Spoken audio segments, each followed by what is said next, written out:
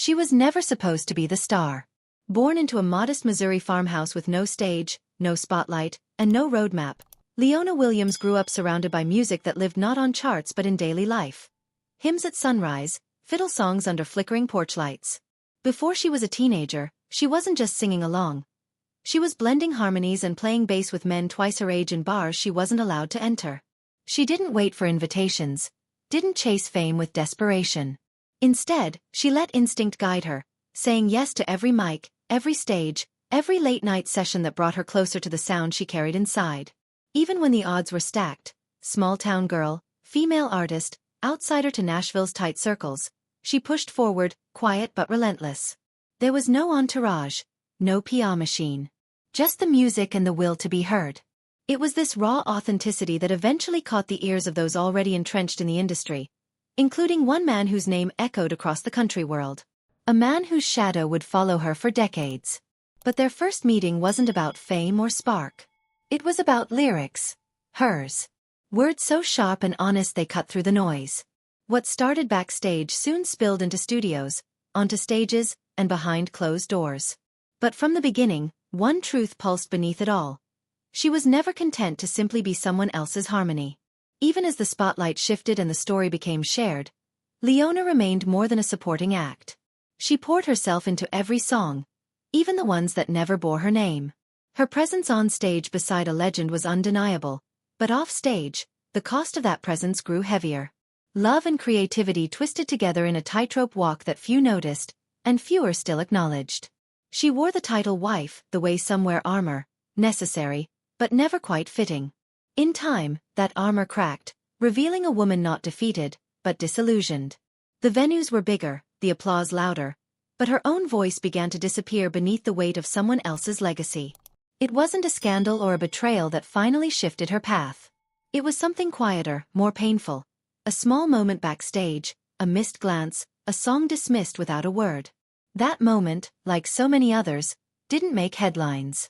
But it split the road in two. What followed wasn't a public reckoning or a tabloid-fueled exit. It was something far more powerful. A decision made alone, to leave the comfort of known shadows and walk once again toward the uncertain light of her own making. Leona's journey into the heart of country music wasn't paved with opportunity. It was carved from scarcity. As a teenager in the Ozarks, she worked diner shifts and played bass in rough barrooms where her talent often met indifference. Her gender, youth, and refusal to conform made her both a novelty and a threat in spaces that weren't built for women like her. Joining the Country Gentlemen as the only female member, she learned quickly that applause was never guaranteed and respect had to be wrestled from tight fists. Yet through every hostile crowd and dismissive glance, she played on, carrying her sound like armor. With each show, she refined a blend of warmth and sharpness, sweetness laced with survival. Slowly, the tide shifted. Venues grew, crowds leaned in, and the world beyond Missouri began to take notice. The release of her first single Once More, in 1968 was modest in scope but monumental in meaning. It opened doors to a syndicated radio show and began her transition from barroom secret to quiet force. Though recognition remained elusive, the weight of her voice began leaving its mark. Behind the curtain, her lyrics carried the kind of emotional clarity that made even industry veterans pause.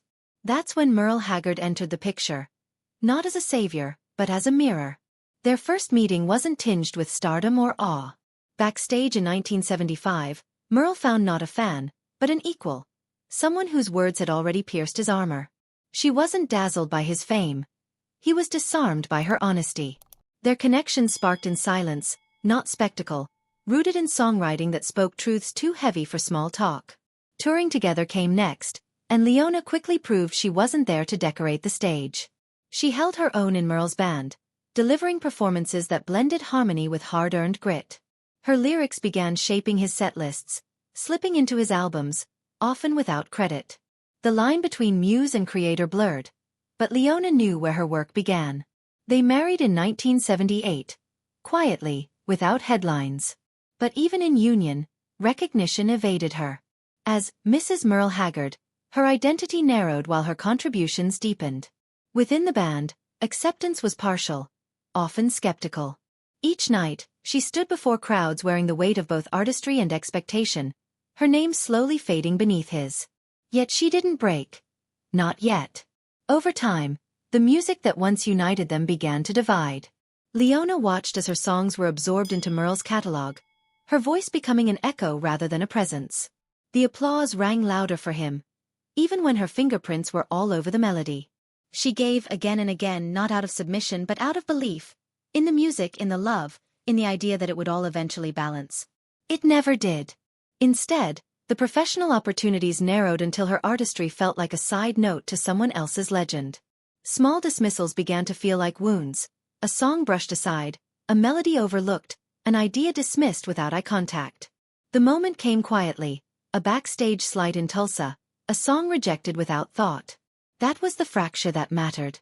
It wasn't dramatic, but it was final. She left not in anger, but in silence, stepping away from the machinery of Merle's world. The phone stopped ringing. The crowds forgot. The industry moved on without a headline. But Leona did not disappear. She returned to the road, even if the stages were smaller. Her music remained. Her purpose remained. The years that followed were defined not by revenge, but by restoration. The marriage to Merle dissolved in 1983, a slow and quiet undoing of a bond long frayed. While he moved on with new relationships and fresh acclaim, Leona faced the emptiness of professional erasure. Yet she poured herself into her own songs, some of the most powerful of her career. Without Merle's shadow, the industry offered less, but her truth rang clearer. The fans who followed her into these smaller venues knew the story, even when it wasn't spoken. They heard it in the lyrics, felt it in the resolve. Leona never stopped performing, never stopped writing. Her identity was no longer confined to being Merle's partner. She found strength in the long, hard climb back into her own name. Each note became a step forward. With time, she allowed herself space to remember. Not just the pain, but the reason she began. She could have disappeared. Instead, she chose to persist. Not for vengeance. For voice. For self. For music. And slowly, piece by piece, the silence began to shift. Leona's departure from Merle's band was not marked by drama or announcement. It was a vanishing that unfolded in plain sight, a quiet erasure that spoke volumes. There was no scandal to exploit, no headlines to soften the blow. One moment she was part of the stage, the sound, the story. The next, she wasn't.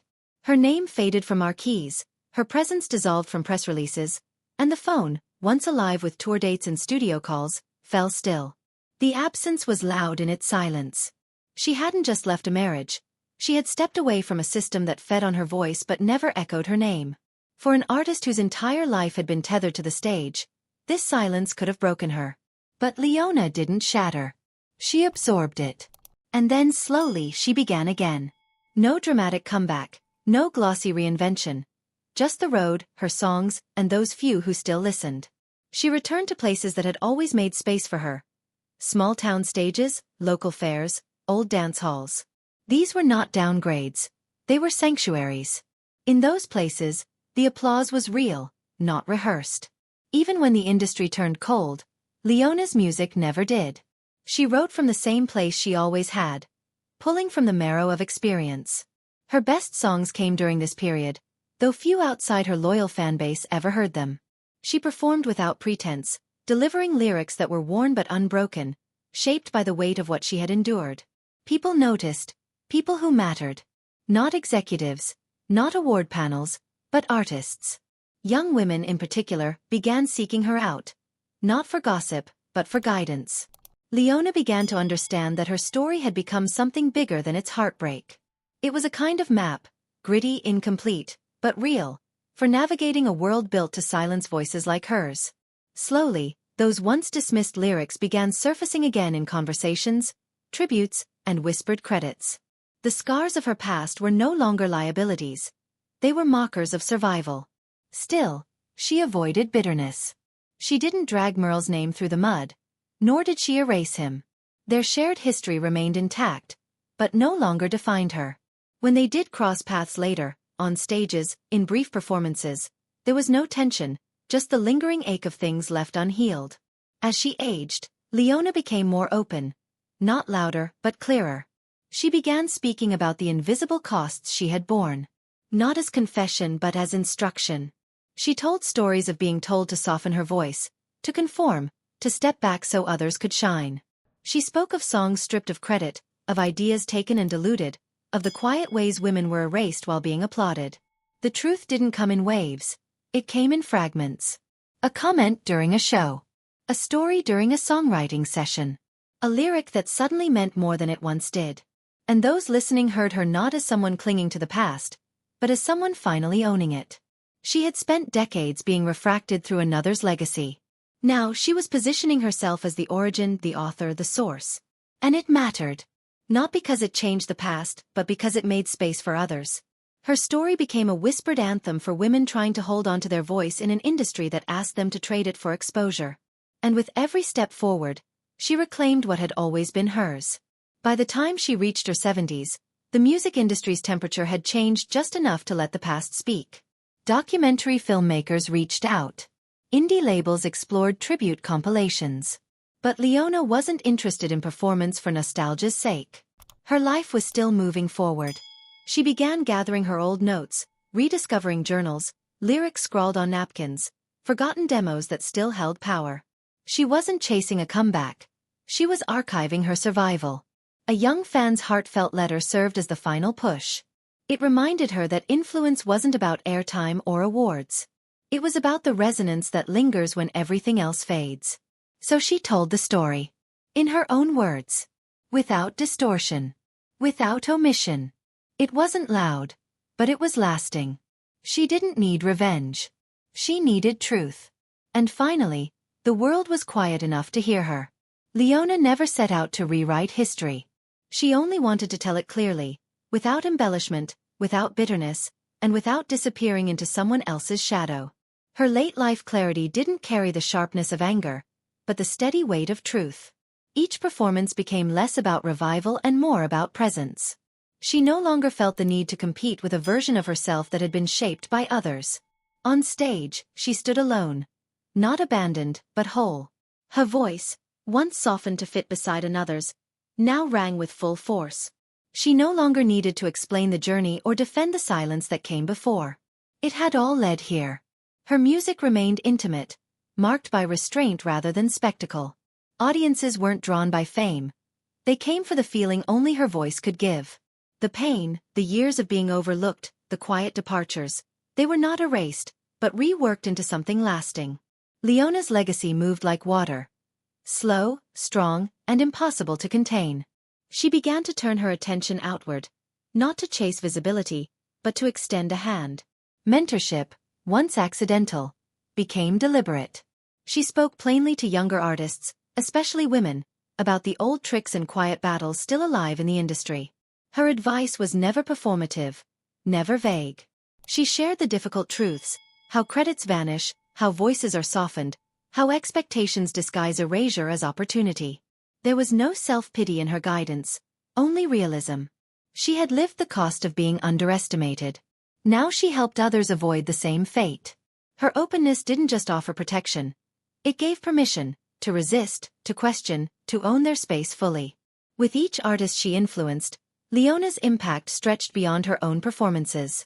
Her songs started appearing in unexpected places, echoing through new voices who carried her strength without needing to explain it. She had become more than a name in a liner note or a footnote in someone else's biography. She was a quiet foundation, holding up stories yet to be told. Even when she shared the stage with Merle in later years, the atmosphere had changed. There was affection, yes, and a shared understanding. But it was no longer his stage. It was theirs, or sometimes hers alone.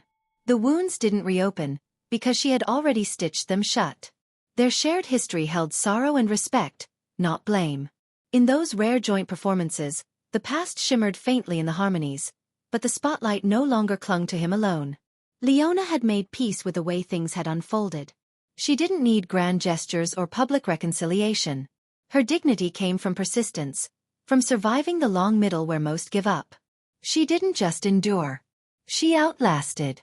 The very things that had once been used to sideline her, her steadiness, her refusal to perform drama, her belief in the music above all, became the reason people trusted her now.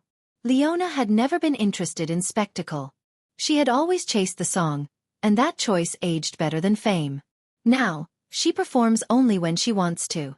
There are no obligations, no half-hearted tours, no pressure to keep the myth alive. She steps on stage with full control of her story and sings what she wants, how she wants. The audiences who gather to hear her don't come out of nostalgia. They come for truth. Her legacy isn't one of loss or heartbreak, despite the struggles woven into her path. It's about reclamation. Leona didn't fade when the industry looked away. She refocused. She didn't retaliate when recognition slipped through her fingers. She rebuilt. Her greatest achievement wasn't the fame she touched, but the voice she never surrendered. Each note she sings now is not a reminder of what she lost, but a declaration of what she kept. In a business that so often writes women out, she wrote herself back in, quietly, steadily, and with complete conviction. And in the end, what lingers isn't the silence she once endured, but the sound of her voice, unmistakable and fully her own.